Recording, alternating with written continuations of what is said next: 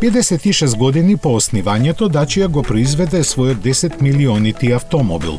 Романската компанија ја постави на тркала земјата со на почетокот локално монтирани, а потоа лиценцирано произведувани модели на Рено, останувајќи во врска со француската марка цело време.